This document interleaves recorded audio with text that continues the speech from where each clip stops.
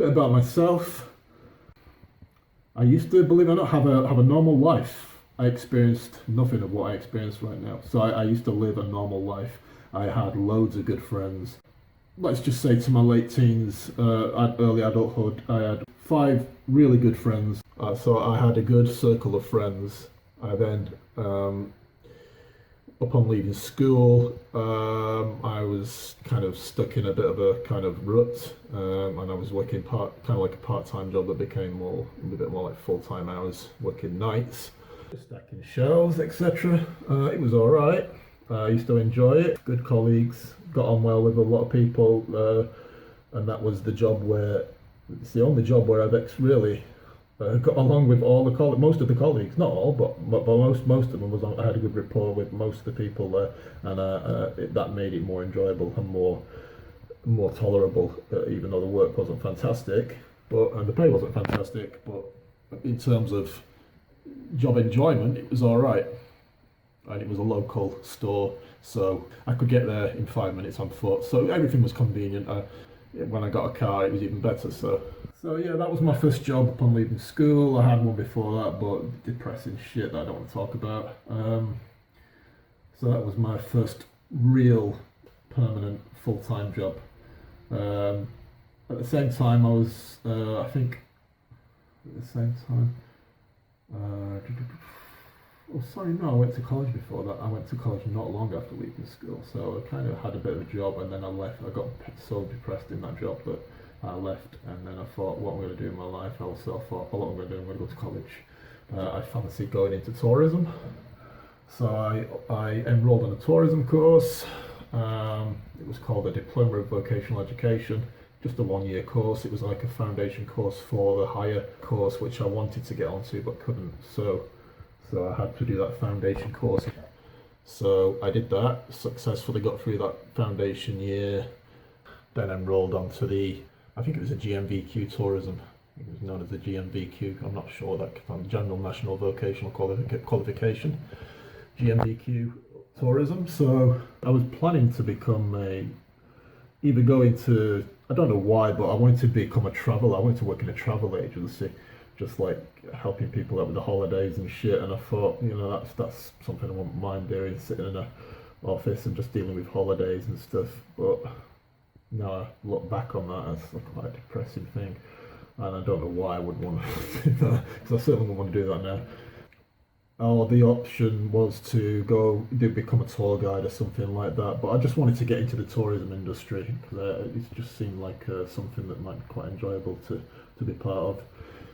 Enrolled onto that GMVQ course in tourism, travel and tourism, and it wasn't really all I thought it was cracked up to be. And didn't really enjoy it, so I had to leave that and just abort that idea. And I thought, well, what am I going to do? So I thought, well, just go back to what your roots are. You're good at art. You're fairly good at art. You used to enjoy art in school, so I had a look at what different options are available in terms of arty courses, and it seemed I kind of settled on graphic design. It sounded quite interesting, so I enrolled again. I had to prove, because I had no portfolio to speak of other than that work that I did at school, which wasn't really that fantastic. So I went for an interview there, and he said, well, spend the summer doing an art piece, just show me what you can do. So I thought, all right, fair enough, I've got loads of time to do that. Ended up presenting to this guy a kind of like a drawing of the World Cup, and it wasn't fantastic. I didn't really have all the art materials to do a good job. I just had what I had, like pencil crayons and shit like that. So yeah, I handed that in and said, well, that's what I can do. And he said, yeah, it's all right. That's not so bad. That's something like that. Anyway, I got a letter saying I got onto the course. Now on the BTEC graphic design course, 2-year course. Quite a local college, so it was all right. I had a car, so everything was good, and I had a job at night, part-time, working a few hours each night, 3 or 4 nights a week, and a bit at the weekend as well. So and I had the option to work full-time hours during term breaks, so it was all good. It was going quite well. It was going much better than it was a couple of years previous to that. So I seem to be enjoying the graphics course a lot more than the tourism course. So I thought, yeah, I can get through this, I think. Anyway, it transpires I did. Came away with the BTEC, just about, I think. I think I just scraped through. So it wasn't the greatest preparation for the next course that was going on, which is a HND. I certainly had to step it up if I was going to pass that course. Towards the end of that BTEC course, I was applying for the college education, which was the higher national diploma. It's kind of like degree equivalent.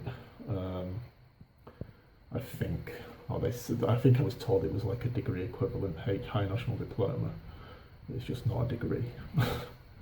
But it's still something good to have if you can last it out and come through it successfully, but which I didn't. So I found it very difficult. So yeah, I got onto the HND. I decided to go to Somerset, which is the south part of the country, south part of the UK. It was going to be a 2-year course again. I came very close within the first few. I struggled right from the start, right from the outset. I struggled, and I had to have a few discussions with some people there and explain that I'm just really isolated and really kind of. I was told personally it was a bit of a culture. What it is, it's a culture shock, which I guess it was. It was a different type of lifestyle over there. It's very rural, whereas I'm more kind of urban. I just really fancied it. Really appealed to me to live in that, to be studying in that rural kind of environment. And it wasn't so much that. It was just the course and not knowing anybody. I was kind of like 20 years old at that time, so I wasn't really making any friends like I thought I would right from the outset. So I was struggling a little bit with that. Everyone was friendly enough. I mean, from the very first day, I was like someone threw a beer into my hands. I didn't even know the guy. I'd never seen him before, and I was just still loading my stuff up from the car after my dad took me all the way down south in the car. Just literally got to the halls of residence, and this guy just walked past and said, do you want a beer? I've chucked a nice cold can of beer in my hand. I said, yeah, thanks.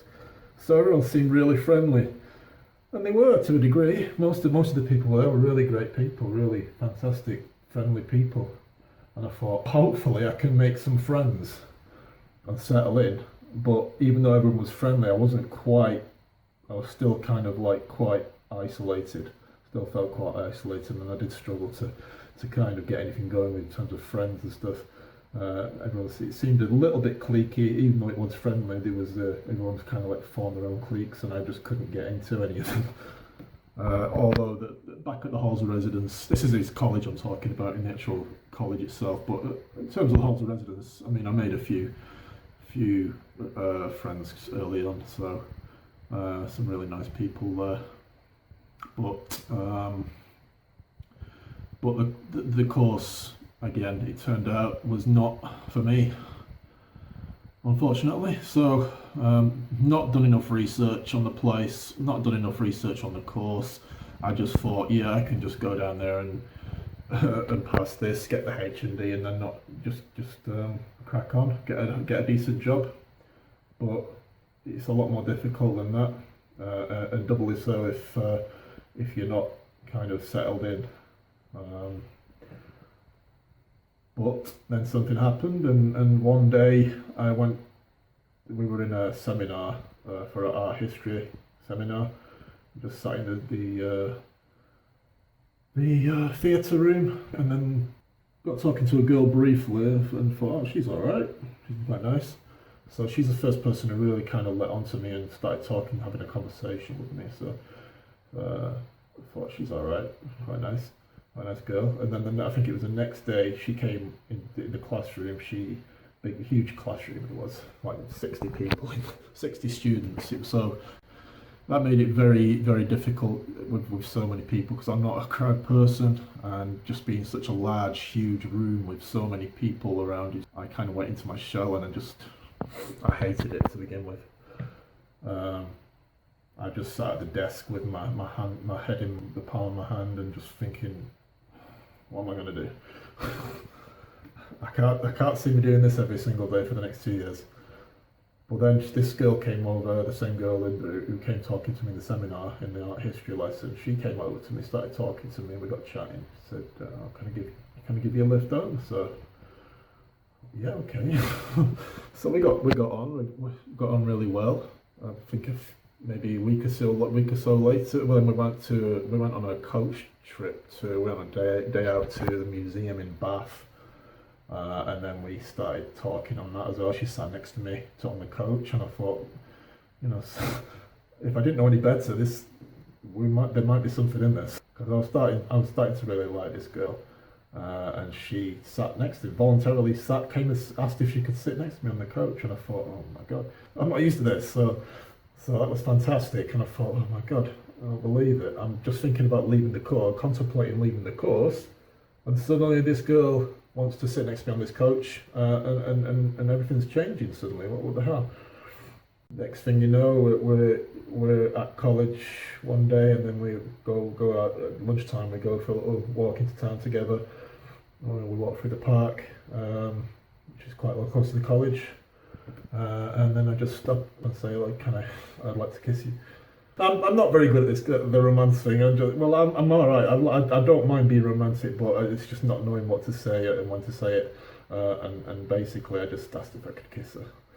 Maybe some people don't even need to ask, but I felt as though asking was the best thing. And she said, yeah. She said, okay, well, we kissed. I think some people from our course noticed us kissing, and then they kind of like, when we got back into the classroom, I just heard like a murmur of people saying, oh, yeah, are you two an item, and stuff like that. People kept coming to us saying, are you two an item then now? So now I was in a predicament because I wanted to leave the course just days before, and now I've met this girl. She was called Elizabeth. She still is called Elizabeth. So this girl Elizabeth on the graphic design course, a HND graphic design course. Now I got to know this girl, and it seemed we were kind of like an item, bit of a thing. So awkward situation, but now I suddenly felt as though I could maybe get through the course. Maybe I can get through the course. I wasn't going to be leaving that course now that I'd got a relationship going with a girl, so it was basically just rough it out and just last it out and see how far you can get on the course. Yeah, I got through the first year. It was a bit of a struggle, but managed to get through the first year, got the first year credits. It was going to be tough, I knew it was going to be tough. My work wasn't fantastic, but I managed to just scrape through that first year. For some reason, the tutors never took to me, and I just felt as though it's like something I'd never experienced before. It's like the tutors would do like a circuit of the room, so they'd go by, they'd just stop off seeing one student after the other, like moving on to the next desk ahead, and then it's like I was perfectly aware every time of when they were close because I could hear them talking and chatting behind me. So I thought, well, they're going to be coming to me next, but for some reason they would bypass me. And I thought, well, that's pretty fucking weird. Why? I mean, I don't call them out on it. I just let them go. They get on with what they're doing. So what they would do, the tutors would. There was two particular tutors who would work together. There was like, I think they were referred to as Bill and Ben or something. They were all right. They were quite nice people, but for some reason they would kind of bypass me and never really come and see me and discuss my work with me. So they would be, and it made me feel like, well, it was just weird. I just thought, well, why would you? What have I done for you to bypass me every time like this and never come and discuss my work with me? And the main tutor, the female, was the same. She was a bit funny with me. Sometimes she'd be all right. She'd talk to me and chat to me, and she'd be all right. And I was like really confused. It's like, where do I stand with you? It's like, I don't want to dislike people when there's no real reason to. I don't dislike you, but it seems to be that way with you. It's like you seem to be kind of really off with me. This is the female tutor, and then kind of like there was these two other guys. I think they were the second year. Actually, they were the second year, yeah. So the first year we had the female one, And she would do the same thing. She would just bypass me. I think for the first week or so, she came and saw me, and then after that, she'd just leave me be. She'd just bypass me the same way these two guys would do in the second year. And I just got tired of it. One particular day, the big cheese came, the actual course, the head of the course, he came in one day and he just pushed us all and said, like, he started rattling on about how there's a bit of a gulf between people on the course, and some of them are really good and some of them are pretty, might as well say substandard, because that's the impression I got. So he said basically we need to start separating the wheat from the chaff. I thought, what the fuck? We've all paid the same course fees to get on this course. You know, why can't you help everybody out in the same equally? Like, treat everybody equally. It's like you're trying to separate. You're trying to drive a wedge between the good and the bad, as far as your opinion goes, and then just like leave the others stranded while you just focus on the ones you want to focus on. And it's like, what the fuck? That's not why I took out a student loan, to do all that, to be told all that shit, that I need to be separated along with a lot of other people who weren't really up to standard according to what the tutors thought, and they want to devote all their time, their precious time, to the ones who they feel are going to make it, and just ditch the ones who aren't. But if anything, the ones who they think aren't going to make it need all the kind of the help they can get, and they're just saying now, right, well, we're just going to abandon you almost. That was what it felt like. At some point, I think towards the Christmas period of the second year, I wasn't going into the class, and I was basically just spending most of the days at the halls of residence, and I knew pretty much that I'd be leaving soon, and I'd already had a discussion with the careers advisor, and we were maybe looking for kind of like an alternative course, like joining another course on the second year if I could possibly do that. So I'd only need to do 1 year of a similar kind of HND course. And I was looking at game design, which is maybe what I should have really done if I'd have done the research properly while I was still on the second year at the BTEC. But I hadn't done the research, and I was pretty much suffering on this course now, and I just didn't want to continue with it. Even though I was still with my girlfriend, we were still together. We'd been together for over a year, and we were kind of having a talk about being serious, becoming more serious, maybe getting married and stuff like that. But I don't think we were talking about marriage, but we were talking about engagement and stuff like that. So yeah, I had the careers advisor discussions. I went into college to see the careers advisor, and we agreed that we're probably better off going on to a different course, and there might be a chance to get onto a games design course. So then, not long after that, I left the course, and my girlfriend continued, and she eventually passed the course. But I came home, and the plan was that I would come home and get a job, get some money, while she finished the course off, and we'd probably get a place together, not far from that area. Christmas time, can't remember, Christmas time 97, I think it was. 96 is when I started the course, September 96, and 97. She invited me up to go and see her at the Hall's residence, so I only stayed over, even though I'd left there. I was at the Hall's residence again, but I was just like as a guest with my girlfriend, so we stayed over. I stayed over for about a couple of days, maybe a weekend or something. We had suspicions that she might be pregnant after what she told me. So I said, well, we're just gonna have to go and get a test. Go and get a test. So I got the test, brought it back to the Hall's residence. She took the test and she proved positive. So she was pregnant, but we thought it could only be like a couple of months, 2 or 3 months, and this was Christmas time of 97.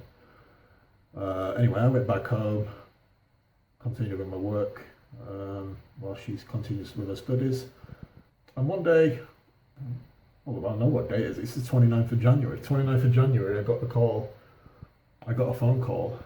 My mum said, your girlfriend's on the phone. I said, okay. So she passed the phone to me and she said, you're not going to believe this. I said, what? And she just told me straight, said, I've had a baby girl. and then like silence for the next like minute or so. It's like we think she's 3 months pregnant at this stage, so it's like I need to go up there. I need to get up there, down there straight away. So yeah, she had a baby girl. I went up to see her. I went up to visit again during term break. I think it was. I was staying at her room during the term break. I think it was. But I was staying at the Hawes residence another time after our daughter was born. We decided to call her Victoria. We decided on the name, and we said it was either going to be Victoria. I think it was Rebecca or Victoria. And I said, which one do you prefer? I quite like Victoria Rose, or Rebecca Rose. Do you like Rebecca Rose or Victoria Rose? And she said, I like Victoria Rose. I said, okay, we'll call her Victoria Rose. Plan then was to get a place together. I would go back home, continue working, get as much money as I can. She would basically continue, finish the course off and hopefully pass, which she did. She graduated, and I just continued working. So as that year, so now we're in 1999. 1999. She was born in January 98, 29th of January 98. For that rest of that year, 99. I can't remember. It's very far back now in time. So I think either that following year, that same year, for the rest of the year, we were becoming less and less contact between the two of us, me and my girlfriend Elizabeth. And it's like one point it's like it was becoming very, very weird. And so I decided one day to just drive up there, and I think it was New Year's Eve. Drove up there during the night, got there quite early in the morning, had to wait around until a reasonable hour, by 8 o'clock, went to the house, drove up to the house, knocked on the door, and I don't think I'd seen my daughter all year, so I'd not seen anything of my daughter all year. My girlfriend, I think, came up to visit me a couple of times, but she'd come up without Victoria, so that wasn't really what I wanted. I wanted her to bring Victoria with her. I think she brought her up once on one occasion, Christmas or something, and that was the only time. And that's the only time I ever heard her daughter call me Daddy. She called me for the first time ever. It's the first and only time I'd ever heard her call me Daddy. So yeah, I think that was Christmas time. So yeah, I drove up there one day, and I was taken into the kitchen, and then I was just talking to her mother, Elizabeth's mother, in the kitchen, and I think she made me a sandwich or something, and then suddenly this figure came toddling into the kitchen, this small figure, and it was my daughter, but I didn't recognise her at all. Last time I saw her, she was a baby, and now she's a little toddler, and I was overcome with emotion. It's like she came walking in, I struggled to get up the big step. She like lifted it up over the step. It's like, oh my God, she's like walking. It's like I've never seen her walk ever before, without any assistance. So she's just walking freely now, and she just trundles into the kitchen, and I was like overcome with emotion. Just couldn't believe I've not seen anything of her, and now she's actually walking freely without assistance. Yeah, I drove back. Eventually, I drove back. That's a couple of hours later, about an hour later. So I started driving back home. And before I set off, I said to Elizabeth, "I still love you." That morning, and basically she said, "Well, I don't love you anymore." So at least I heard it straight, and she'd not said anything like that over the phone or anything. So she told me straight that she didn't love me anymore, which is fair enough. So then I had to drive all the way back home and just make some plans for the future. So I just basically had to reorganise myself and try and make some fresh plans.